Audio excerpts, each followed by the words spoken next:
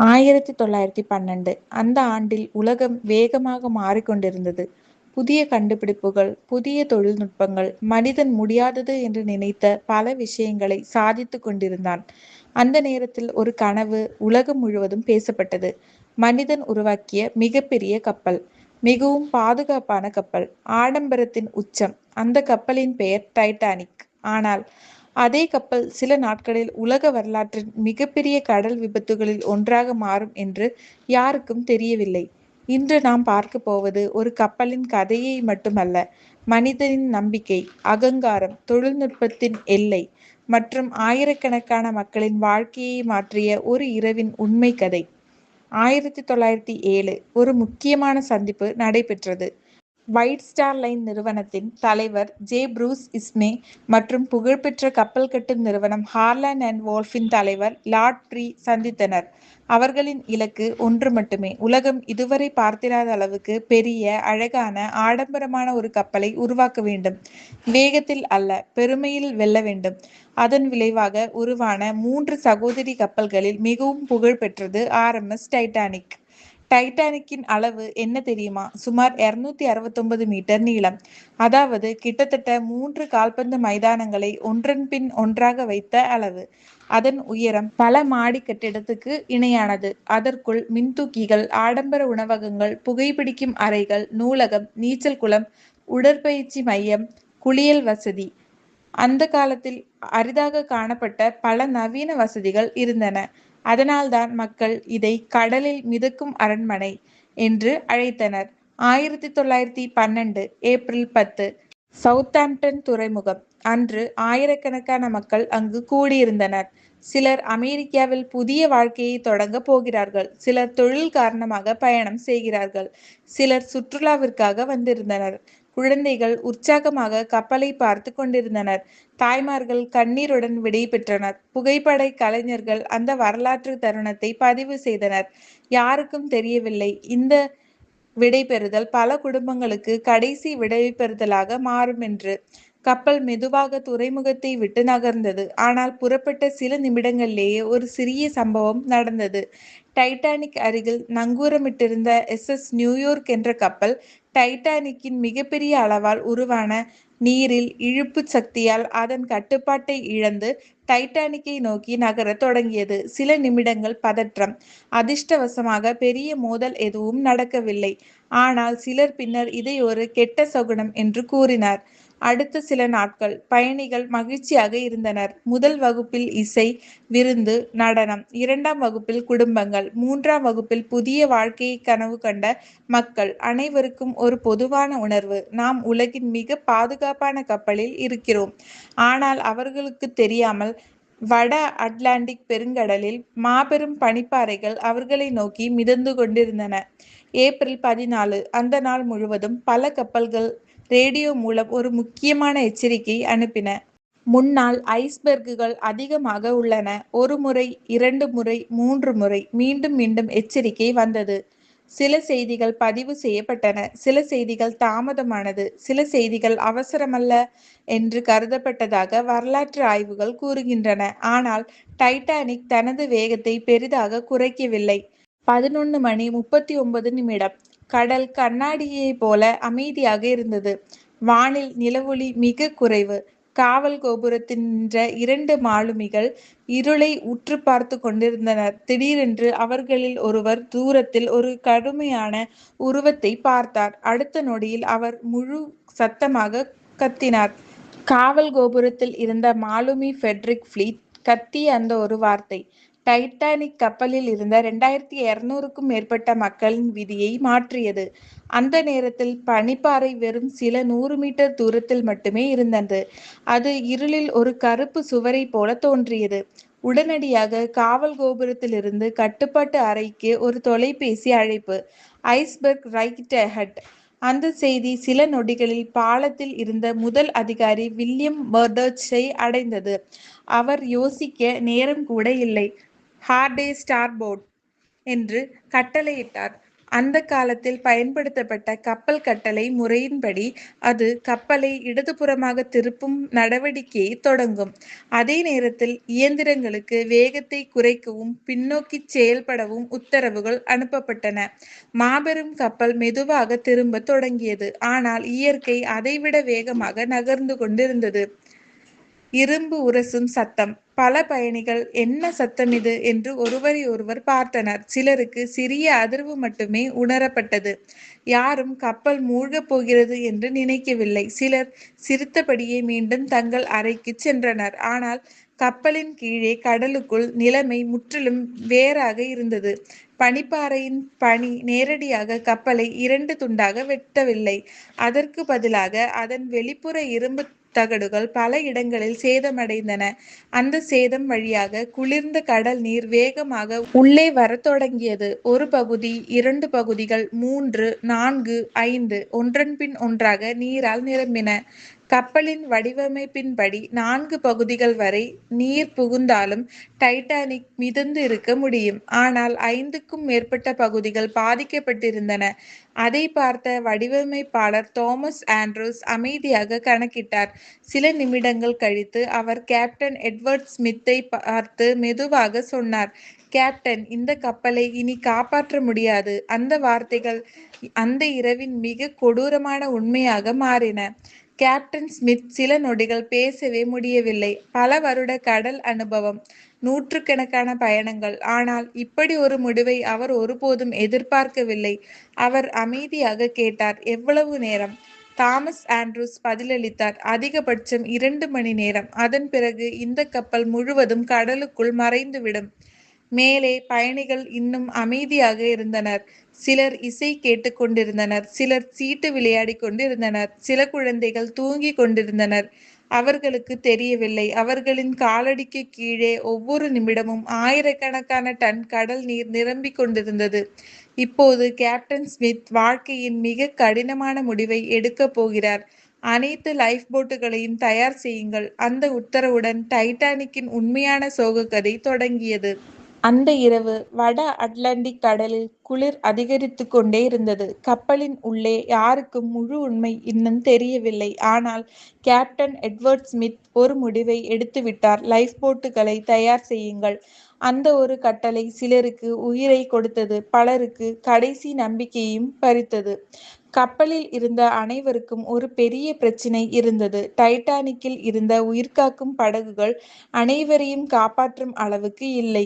அந்த காலத்தில் பாதுகாப்பு விதிகளுக்கு ஏற்ப தேவையான எண்ணிக்கையிலான படகுகள் இருந்தாலும் கப்பலில் இருந்த அனைத்து பயணிகளும் போதுமான அளவுக்கு இருக்கவில்லை.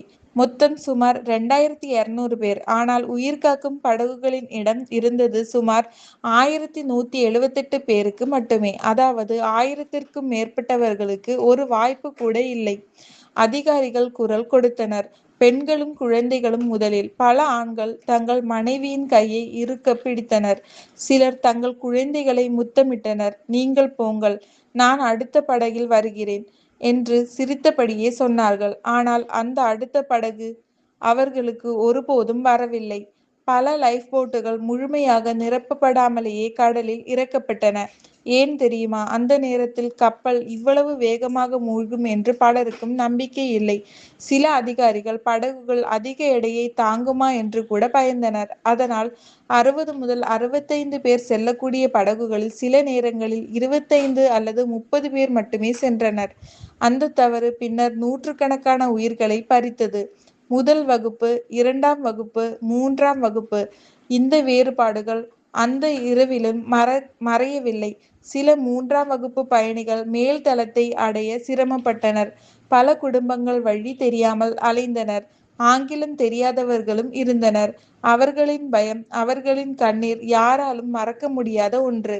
அதே நேரத்தில் கப்பலின் இசைக்குழு இசையை நிறுத்தவில்லை. மக்கள் பயப்படாமல் இருக்க அவர்கள் தொடர்ந்து இசை வாசித்தனர் கடைசி வரை. அவர்கள் தங்கள் கடமையை விட்டுவிடவில்லை. அவர்களின் இசை அந்த இரவின் அமைதியையும் அழுகையையும் ஒரே நேரத்தில் நிரப்பியது. இப்போது கப்பலின் முன்பகுதி மெதுவாக கடலுக்குள் இறங்கிக் கொண்டிருந்தது. பின்னால் நின்றவர்கள் திடீரென சாய்வை உணர்ந்தனர். பாத்திரங்கள் உருண்டு விழுந்தன. நாற்காலிகள் சரிந்தன. மக்கள் பிடிக்க ஏதாவது தேடினர். குழந்தைகள் அழுதனர். தாய்மார்கள் அவர்களை அணைத்துக் கொண்டனர். இப்போது அனைவருக்கும் ஒரு விஷயம் மட்டும் புரிந்தது. டைட்டானிக் உண்மையிலேயே மூழ்கப் போகிறது. சிலர் பிரார்த்தனை செய்தனர். சிலர் தங்கள் குடும்பத்தினரை இறுக அணைத்துக் கொண்டனர். சிலர் பனியைப் போல குளிர்ந்த கடலை வெறித்துப் பார்த்து கொண்டிருந்தனர். அதிகாலை 2 மணி. டைட்டானிக் தனது கடைசி நிமிடங்களை எண்ணிக்கொண்டிருந்தது. கப்பலின் முன்பகுதி ஏற்கனவே கடலுக்குள் மூழ்கிக் கொண்டிருந்தது. ஒவ்வொரு நிமிடமும் ஆயிரக்கணக்கான டன் கடல் நீர் உள்ளே புகுந்தது. கப்பலின் சாய்வு அதிகரித்தது. மக்கள் நடக்க முடியாமல் இரும்பு கம்பிகளை பிடித்துக் கொண்டு நிற்க ஆரம்பித்தனர். ஒரு தாய் தன் 2 குழந்தைகளையும் கட்டிப்பிடித்துக் கொண்டு அழுதாள். நாம் வீட்டுக்கு திரும்புவோமா என்று குழந்தை கேட்டது. அந்த கேள்விக்கு அந்த தாயால் பதில் சொல்ல முடியவில்லை. கப்பலின் கீழ்த்தளத்தில் பொறியாளர்கள் இன்னும் வேலை செய்து கொண்டிருந்தனர். மின்சாரம் முடிந்தவரை இயங்க வேண்டும். விளக்குகள் அணைத்துவிட்டால் மக்கள் முழு இருளில் சிக்கிக் கொள்வார்கள். அதை தடுக்க அவர்கள் தங்கள் உயிரை பணயம் வைத்து இயந்திரங்களை இயக்கிக் கொண்டே இருந்தனர். அவர்களில் பெரும்பாலானவர்கள் வெளியே வரவே இல்லை. அவர்கள் மற்றவர்களை காப்பாற்ற தங்கள் உயிரை தியாகம் செய்தார்கள். மேல்தளத்தில் இசைக்குழு இன்னும் இசை வாசித்துக் கொண்டிருந்தது. சில பயணிகள் அமைதியாக அந்த இசையை கேட்டனர். சிலர் கண்களை மூடி பிரார்த்தனை செய்தனர்.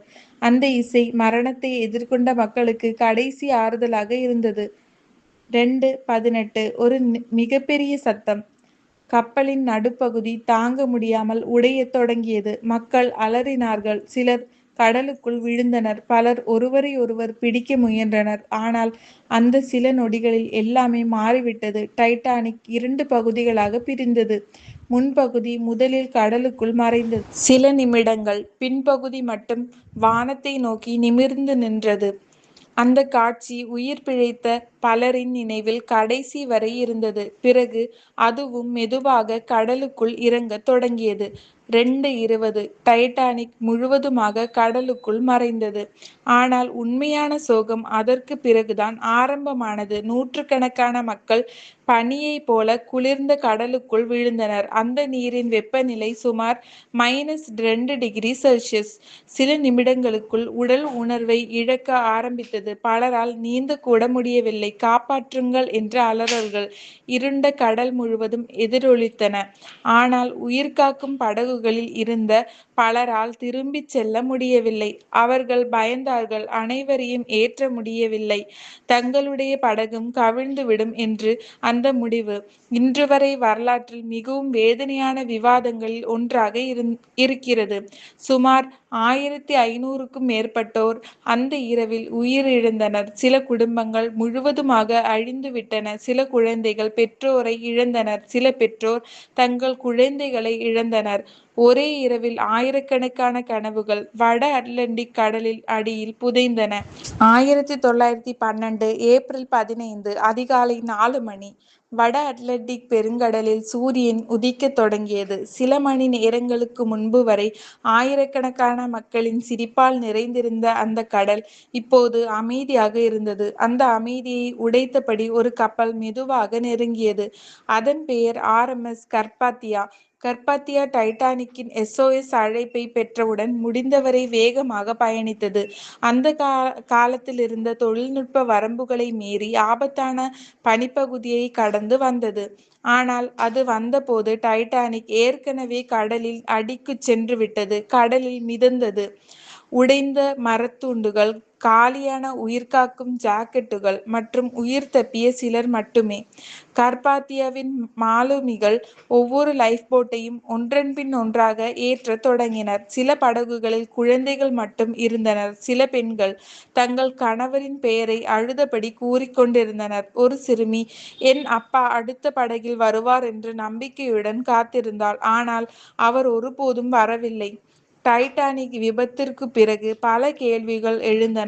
ஏன் லைஃப் போட்டுகள் காலியாக புறப்பட்டன? பல உயிர்காக்கும் படகுகள் முழு கொள்ளளவுடன் நிரப்பப்படவில்லை. பயம், குழப்பம் மற்றும் கப்பல் இவ்வளவு வேகமாக மூழ்கும் என்ற நம்பிக்கையின்மை, இந்த மூன்றும் சேர்ந்து நூற்றுக்கணக்கான உயிர்களை பறித்தன. கலிபோர்னியன் கப்பல்.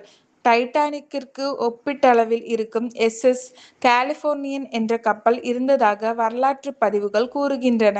அந்த கப்பலில் இருந்த வானில் ஏவப்பட்ட ராக்கெட்டுகள் காணப்பட்டதாக சாட்சியங்கள் இருந்தாலும் அவை ஆபத்து சிக்னல் என்பதை அங்கிருந்தவர்கள் உறுதியாக புரிந்து கொள்ளவில்லை என்று விசாரணையில் விவாதிக்கப்பட்டது. இந்த விவகாரம் இன்றும் வரலாற்று ஆராய்ச்சியாளர்களுக்கிடையே பேசப்படுகிறது. டைட்டானிக் அல்ல, ஒலிம்பிக் தான் மூழ்கியது. பல ஆண்டுகளாக ஒரு சதிக் கோட்பாடு பரவி வருகிறது. டைட்டானிக்கிற்கு பதிலாக அதன் சகோதரி கப்பலான ஒலிம்பிக்கை மாற்றி காப்பீட்டு மோசடி செய்ததாக சிலர் கூறுகின்றனர். ஆனால் கப்பலின் கட்டுமான பதிவுகள், புகைப்படங்கள் மற்றும் 1985இல் கடலடியில் கண்டுபிடிக்கப்பட்ட பாகங்கள் ஆகியவை இந்த கோட்பாட்டை ஆதரிக்கவில்லை. வரலாற்று ஆய்வாளர்களின் பொதுவான கருத்துப்படி மூழ்கியது டைட்டானிக் தான். 1985 73 ஆண்டுகளுக்குப் பிறகு 1985இல் கடலாய்வாளர் டாக்டர் ராபர்ட் பல்லார்ட் தலைமையிலான குழு சுமார் 3800 மீட்டர் ஆழத்தில் டைட்டானிக்கின் சிதிலங்களை கண்டுபிடித்தது. உலகமே அதிர்ச்சி அடைந்தது. அந்த பிரம்மாண்டமான கப்பல் 2 பெரிய பகுதிகளாக பிரிந்து கடலின் அடியில் அமைதியாக கிடந்தது. இன்று டைட்டானிக் எப்படி இருக்கிறது? கடலடியில் வாழும் நுண்ணுயிர்கள் மற்றும் உப்புநீர் காரணமாக டைட்டானிக் மெதுவாக சிதைந்து வருகிறது. ஒவ்வொரு ஆண்டும் அதன் அமைப்பு மேலும் பலவீனமடைகிறது. ஒரு நாள் அந்த கப்பலின் பெரும்பகுதி முற்றிலும் சிதைந்து போகலாம். ஆனால் அந்த கதை ஒருபோதும் அழியாது. டைட்டானிக் இது ஒரு கப்பல் விபத்து மட்டுமல்ல, இது மனித தன்னம்பிக்கையின் எல்லையை நினைவுகூட்டிய ஒரு பாடம். பாதுகாப்பை ஒருபோதும் அலட்சியம் செய்யக்கூடாது என்பதை உலகத்திற்கு உணர்த்திய ஒரு சம்பவம். அந்த இரவில் உயிரிழந்த 1500க்கும் மேற்பட்டோரின் நினைவாக டைட்டானிக் இன்று வரை உலக வரலாற்றில் மறக்க முடியாத பெயராக நிற்கிறது. நாம் வரலாற்றை மாற்ற முடியாது, ஆனால் வரலாறு கற்றுக் கொடுத்த பாடங்களை மறக்காமல் இருக்க முடியும். இந்த வீடியோ உங்களுக்கு பிடித்திருந்தால் லைக் செய்யுங்கள். உங்கள் கருத்துக்களை கமெண்டில் பகிருங்கள். அடுத்த வீடியோவில் மீண்டும் சந்திப்போம். நன்றி.